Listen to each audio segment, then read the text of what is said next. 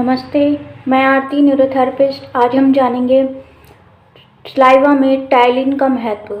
हम digestive system पढ़ रहे थे। डाइजेस्टिव सिस्टम में आगे की सीरीज़ में सलाइवा में टाइलिन का महत्व। जो सलाइवा होता है वो हमारी लार में लार को सलाइवा बोलते हैं, ठीक है। उसमें टाइलिन नामक एंजाइम्स होता है, उसके बारे में जानेंगे, ठीक है। हमें खूब चबा चबा कर खाना खाना चाहिए ताकि खाने से सलाइवा या लार अधिक से अधिक मात्रा में पेट में जाए, ठीक है। जैसे सलाइवा में कई सारी चीज़ें होती हैं जिनमें मुख्य है टाइलिन। टाइलिन नामक केमिकल जो कार्बोहाइड्रेट यानी मीठी चीज़ों को पचाने की शुरुआत करता है। उसे इस काम में मदद करता है नमक, जिसे सोडियम क्लोराइड कहते हैं। जो भी केमिकल किसी चीज़ को पचाता है उसे एंजाइम कहते हैं, और जो केमिकल एंजाइम के अंदर जो केमिकल एंजाइम के कार्य में मदद करता है उसे कोएंजाइम कहते हैं, ठीक है। केमिकल किसी चीज़ को जो पचाता है उसे एंजाइम कहते हैं, और जो उसके काम में मदद करता है उसको कोएंजाइम कहते हैं। इसीलिए सोडियम क्लोराइड यानी नमक को टाइलिन का कोएंजाइम कहते हैं, ठीक है। जो भी केमिकल किसी चीज़ को पचाता है उसे एंजाइम कहते हैं, और जो केमिकल उसमें मदद करता है उसे कोएंजाइम कहते हैं। जो एंजाइम मीठी चीज़ों को पचाता है उसे अमाइलेज कहते हैं।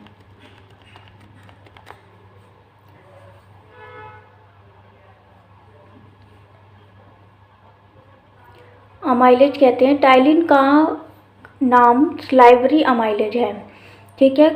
थोड़ा कार्य यह टाइलिन करता है और बाकी सारा कार्य पैनक्रियाज का अमाइलेज करता है। पिछले कुछ दशकों में भारत में डायबिटीज़ की बीमारी बहुत बढ़ रही है। तो कुछ डॉक्टरों का कहना है कि यह इसलिए कि भारतवासी त्योहारों में मिठाइयाँ ज़्यादा खाते हैं, लेकिन हमारे देश में मिठाई खाने की रिवाज हज़ारों साल से है, ठीक है।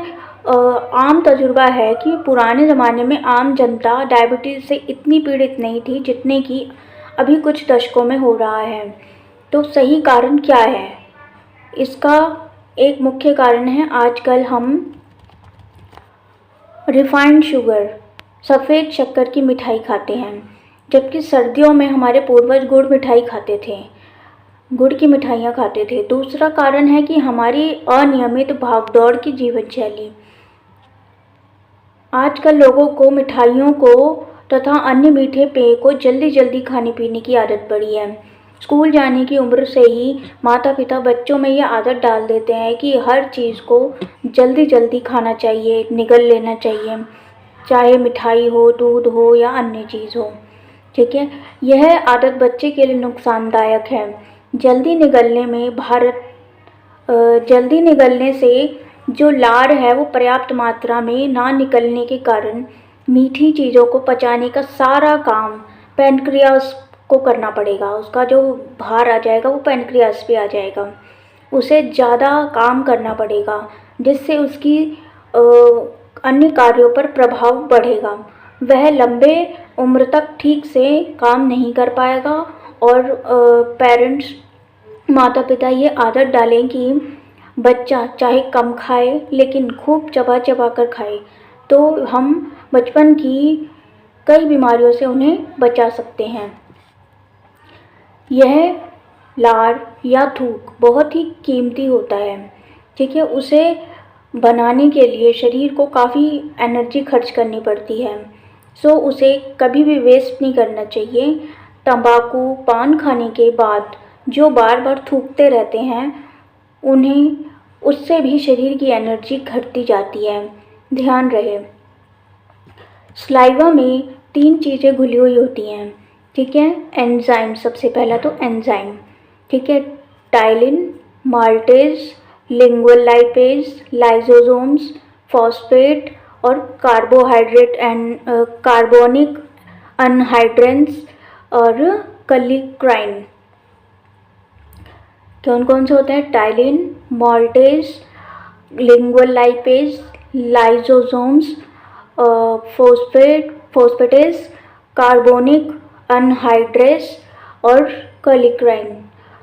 तो और नेक्स्ट है अन्य organic compound, other organic compounds, क्या प्रोटीन्स, प्रोटीन्स में क्या क्या होता है, म्यूसिन होता है, एल्ब्यूमिन होता है, ब्लड ग्रुप एंटीजन्स होते हैं और फ्री अमीनो एसिड्स होते हैं। फिर नेक्स्ट है नाइट्रोजन युक्त पदार्थ लेकिन जो प्रोटीन नहीं है, यूरिया, क्रेटिनाइन, यूरिक एसिड, ज़ैंथाइन, ज़ैंथाइन और हाइपोज़ैंथाइन। इन ऑर्गेनिक पदार्थ में नेक्स्ट है इनऑर्गेनिक पदार्थ में आता है इनऑर्गेनिक जो ऑर्गेनिक नहीं है, ठीक है, sodium, potassium, calcium, bicarbonate, bromide, chloride, fluoride, phosphate, ठीक है। और नेक्स्ट है गैसेस, ऑक्सीजन, कार्बन डाइऑक्साइड और नाइट्रोजन, ठीक है। अब इनमें से कुछ एंजाइम की विशेष जानकारी है। टाइलिन, टाइलिन क्या करता है, टाइलिन कार्बोहाइड्रेट को पचाता है, जो भी हमने कार्बोहाइड्रेट खाया भोजन में वो उसे डाइजेस्ट करता है। माल्टेज, माल्टेज क्या होता है, माल्टोज नामक शुगर को पचाकर ग्लूकोज में बदलता है, शुगर को पचाकर उसको ग्लूकोज में बदलता है। फिर आता है लिंगुअल लाइपेज, मुंह में कुछ ट्राइग्लिसराइड्स को पचाता है, जो हमने ट्राइग्लिसराइड यानी कि कोई भी घी तेल की चीज़ खाई तो उसको वो पचाएगा, लिंगुअल लाइपेज, ठीक है। फिर है लाइसोजाइम्स, लाइसोजाइम्स क्या करते हैं, यह एक एंजाइम है जो स्लाइवा के अलावा निम्न में भी पाया जाता है, फैगोसाइट्स, न्यूट्रोफिल्स, मैगोफेजेस, मैक्रोफेजेस एंड आंसू, पसीना और शरीर के अन्य फ्लूइड्स में इसमें बैक्टीरिया के दीवार के जिल्द को तोड़कर उन्हें ख़त्म करने की क्षमता रखता है। कौन कौन, फैगोसाइट्स, न्यूट्रोफिल्स और मैक्रोफेजेस, ठीक है। ये आंसू, पसीने और शरीर के अन्य फ्लूइड्स में होते हैं। ये बैक्टीरिया की दीवार के जिल्द को यानी कि उसके कवरिंग को तोड़कर उन्हें डिस्ट्रॉय कर देते हैं। फिर आता है फॉस्फेटेज, फॉस्फेटेज है फॉस्फोरिक एसिड के फॉस्फेट कंपाउंड को तोड़ने की प्रक्रिया को उकसाता है, फॉस्फोरिक एसिड के फॉस्फेट कंपाउंड को तोड़ने की प्रक्रिया को स्टिमुलेट करता है फॉस्फेटेज। कार्बोहाइड्रेट्स, न्यूक्लियोटाइड्स, फॉस्फोलिपिड्स के ऑब्जॉर्प्शन यानी कि अब्सॉर्प्शन, उनके मेटाबॉलिज्म, चयापचय में इसकी महत्वपूर्ण भूमिका है। यह हड्डी में कैल्शियम बनाने के लिए बहुत ज़रूरी है फॉस्फेटेज, ठीक है। फॉस्फेटेज दो प्रकार की होती है, एक एसिड फॉस्फेटेज और एक एल्कलाइन फॉस्फेटेज। कार्बोनिक एनहाइड्रेंस एक एंजाइम है जो आरबीसी यानी कि रेड ब्लड सेल्स में पाया जाता है। यह कार्बन डाइऑक्साइड और पानी को कार्बनिक एसिड में कन्वर्ट कर देता है और कार्बनिक एसिड को तोड़कर कार्बन डाइऑक्साइड और पानी में बदल देता है। कैलिक्राइन एक एंजाइम है जो ब्लड के प्लाज्मा में, यूरिन में और शरीर के टिश्यूज़ में इनएक्टिव स्टेट यानी निष्क्रिय रूप में पाया जाता है। जब यह एक्टिव हो जाता है तब यह शक्तिशाली वैसो यानी कि नसें और डायलेटर यानी फैलाना, तो इसके प्रभाव से रक्त नलिकाएं फैल जाती हैं, हमारी जो ब्लड वेसल्स हैं वो फैल जाती हैं वैसो डायलेटर से। यह काइनिन बनाता है, क्या बनाता है, काइनिन, जो एक शक्तिशाली पॉलीपेप्टाइड के ग्रुप को कहते हैं, ठीक है। काइनिन के निम्न गुण हैं, क्या गुण हैं इसके, स्मूथ मसल्स के सिकुड़न को स्टिमुलेट करना, स्मूथ मसल्स जो हमारी होती हैं उनको सिकुड़न को यानी कि उनको सिकोड़ता है, ठीक है। और हाइपोटेंशन यानी बीपी को कम करवाना, बीपी को लो करवाता है। और ये छोटी कैपिलरीज होती हैं उसके अंदर ब्लड के सर्कुलेशन को बढ़ाना, बहाव को बढ़ाना और दर्द को बढ़ाना, ठीक है। उसके बाद आता है हमारा पैरोटिड ग्लैंड में सूजन, inflammation in the parotid glands.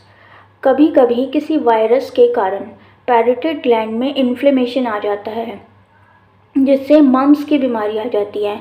ठीक है, इस बीमारी को गलगंड, कानफूल या कानपेड़े भी कहते हैं। इनमें कानों के नीचे व गले में गालों पर सूजन आ जाती है और बुखार भी आ जाता है। अगर किसी मतलब मेल पर्सन को यानी पुरुष को यह बीमारी आई है तो उसे कभी कभी इसका एक टेस्टिस यानी कि अंडकोश में सूजन आ जाती है और जिसे ऑपरेशन करके ठीक करवाना पड़ता है। अगर 8 दिन में ठीक नहीं कराया गया तो वो टेस्टिस यानी अंडकोश अपने आप सिकुड़ना शुरू हो जाएगा और एकदम छोटे दाने तक सिकुड़ जाएगा और उस व्यक्ति का अब एक अंडकोश समाप्त हो जाएगा, एक ही रह जाएगा काम करने के लिए। वैसे तो यह बीमारी जीवन में एक ही बार आती है, पर कभी कभी एक रेयर केस में 10,000 मम्स के केस में एक ही व्यक्ति 2 बार निकल सकते हैं, एक व्यक्ति को 2 बार ये बीमारी हो सकती है। तो अगर दोबारा ध्यान ना दिया गया तो जो दूसरा टेस्टिस है पुरुष का, वो भी इस बीमारी के कारण समाप्त हो सकता है। वह इनफर्टाइल हो सकता है, यानी कि वो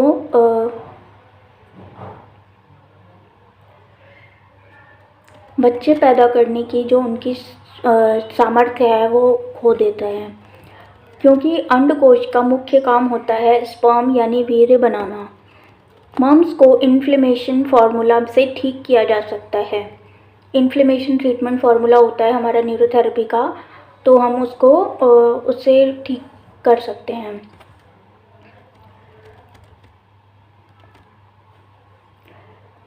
वास या गंध की पहचान, गंध यानी कि स्मेल। ठीक है, नासिका के समाप्त होने पर म्यूकस मेम्ब्रेन में गंध यानी स्मेल को पहचानने वाली जो नसें होती हैं उसे ऑल्फैक्टरी बल्ब कहते हैं। ऑल्फैक्टरी बल्ब, इसी भाग से हमें जो स्मेल का पता चलता है। और ये नस एक नंबर की क्रेनियल नर्व नंबर 1।